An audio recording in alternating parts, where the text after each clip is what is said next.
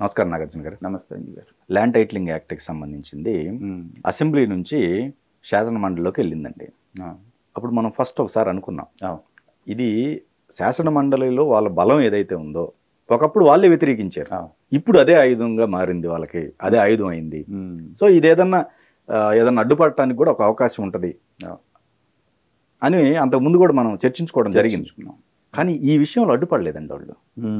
దీన్ని ఎలా చూడాలంటారు? అంటే అంజీ గారు, వాళ్ళు బయటికి చెప్పినా చెప్పకపోయినా వైఎస్ఆర్సీపీలో ఉన్న ప్రతి నాయకుడికి, ప్రతి ఎమ్మెల్యేకి, ప్రతి ఎంపీకి, ఈవెన్ సాధారణ కార్యకర్తకు కూడా 40% ఓట్లు వచ్చినా మనకి కేవలం 11% సీట్లు రావడానికి కారణమైనటువంటి వాటిలో ప్రధానమైనటువంటిది, మన ప్రాణం తీసింది ల్యాండ్ టైటిలింగ్ యాక్ట్ అనేటువంటి అవగాహన పైనుంచి కింద దాకా ఉంది. జగన్మోహన్ రెడ్డి గారు రియలైజ్ అయ్యారో లేదో మనకు తెలియదు, కానీ అందరూ కూడా బయటకు వచ్చి మాట్లాడిన వాళ్ళు చాలామంది మనకు చెప్పిన మాట అదే. ఇది లేకుండా ఉండుంటే మేము అంతో ఎంతో పెర్ఫామ్ చేయగలిగేవాళ్ళం. రైతు సెంటిమెంట్తో ముడిపడి ఉంది కాబట్టి ఇది మమ్మల్ని దెబ్బతీసింది అని కొంతమంది ఆత్మవిమర్శలో చెప్పుకున్నారు. అయితే గెలిచిన తర్వాత మొదట 5 సంతకాలు పెట్టిన దాంట్లో ప్రథమ సంతకం దీని మీద పెట్టారు చంద్రబాబు నాయుడు గారు. ల్యాండ్ టైటిలింగ్ యాక్ట్ని రద్దు చేస్తున్నాను దీన్ని నేను శాసనసభలో పెట్టి బిల్లు ద్వారా రద్దు చేస్తానని ఆ రోజే చెప్పారు.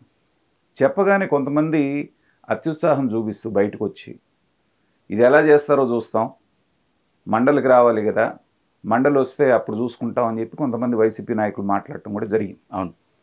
దాని మీద మనం చర్చ చేసినప్పుడు అనుకున్నది ఏంటంటే, ఖచ్చితంగా ఇది పంపించినప్పుడు, ఎందుకంటే అమరావతి 3 రాజధానుల బిల్లు జరిగినప్పుడు ఏం చేసాం మనం చూసాం. అవును, సెలెక్ట్ కమిటీ కరెక్ట్గా దాన్ని టెక్నికల్గా ఏం చేశారంటే, మామూలు సందర్భంలో ఏంటంటే రాజ్యసభకు ఒకసారి పంపించిన తర్వాత, ఐ మీన్ మండలికి పంపించిన తర్వాత వాళ్ళు ఒకసారి తిప్పి పంపిస్తే, మళ్ళీ అదే బిల్లును రెండోసారి పంపిస్తే వాళ్ళు ఆటోమేటిక్గా అది అప్రూవ్ చేయాలి, వాళ్ళు ఒప్పుకున్నా ఒప్పుకోపోయినా. ఓకే, అది రాజ్యాంగ ప్రకారంగా ఉంది. కానీ బలం ఉన్నవాళ్ళు చేసేది ఏంటంటే, ఒకటే ఉంది, దీంట్లో లోపాలు ఉన్నాయి కాబట్టి మేము సెలెక్ట్ కమిటీకి పంపిస్తున్నాం అంటే దాన్ని కోల్డ్ స్టోరేజ్కి పంపించేసినట్టే. దాని మీద మళ్ళీ కమిటీ ఫామ్ చేసి ఇటు ప్రతిపక్షం అటు అధికార పక్షం, it takes its own sweet time.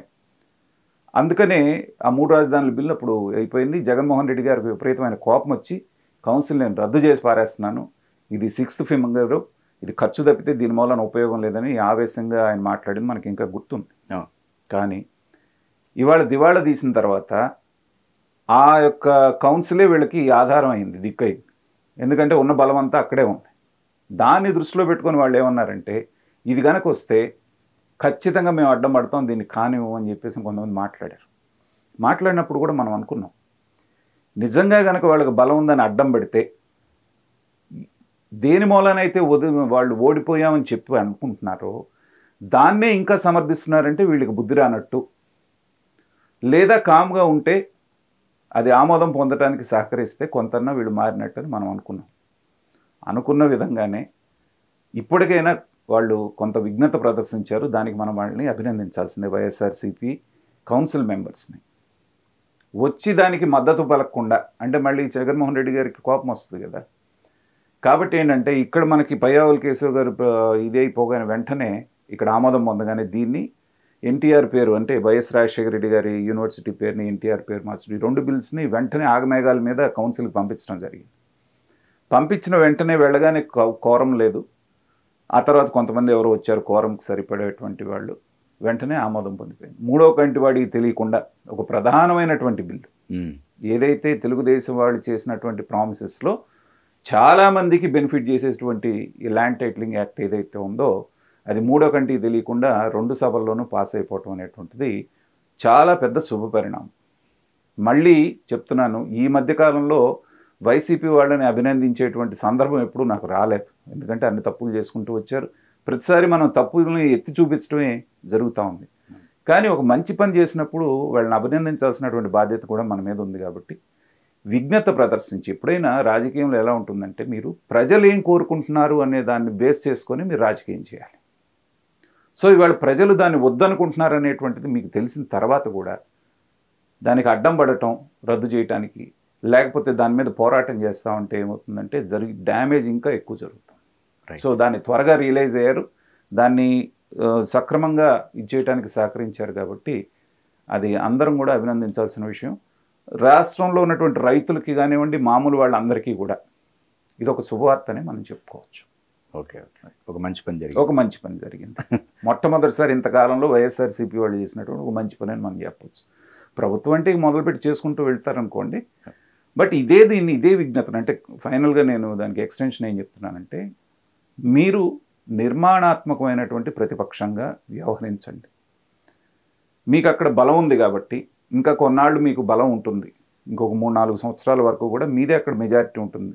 Unless మీ వాళ్ళు ఎవరన్నా పోయి మళ్ళీ అవతల పార్టీలో చేరకుండా ఉన్నంత వరకు. నిజంగానే ప్రజా వ్యతిరేకమైనటువంటి బిల్లు ఏదన్నా మీ దగ్గరికి వస్తే పోరాడండి. గవర్నమెంట్ తప్పు చేస్తూ ఏదైనా వాళ్ళకి మందబలం ఉంది కాబట్టి అక్కడ చేసి ఇక్కడికి పంపిస్తున్నప్పుడు.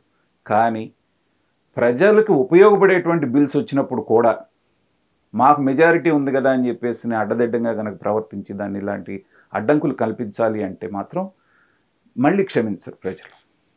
5 సంవత్సరాలు మిమ్మల్ని ప్రతిపక్షంలో కూర్చోమన్నప్పుడు ఏంటంటే బ్రిక్ బై బ్రిక్ మళ్ళీ మీరు బిల్డ్ చేసుకుంటూ రావాలి మీ కాన్ఫిడెన్స్ వాళ్ళలో. రైట్. అలా కాకుండా ఇలాంటి వాటికి అడ్డుపడో లేకపోతే పనికిమాలిన వాటికి సహకరించారనుకోండి, ఇంకెప్పటికీ అక్కడే ఉంటారు. కాబట్టి నిర్మాణాత్మకమైనటువంటి ప్రతిపక్ష పాత్ర ఈ బిల్లు విషయంలో వాళ్ళు ఇండైరెక్ట్గా అయినా కానీ నిర్వహించారు. కాబట్టి రాబోయే రోజుల్లో డైరెక్ట్గా కూడా అలాంటి సహకారమే ప్రభుత్వానికి ఇవ్వాలి. ప్రభుత్వం తప్పు చేసినప్పుడు నిలదీయాలనేటువంటిది మనలాంటి వాళ్ళందరం కోరుకోవాలి.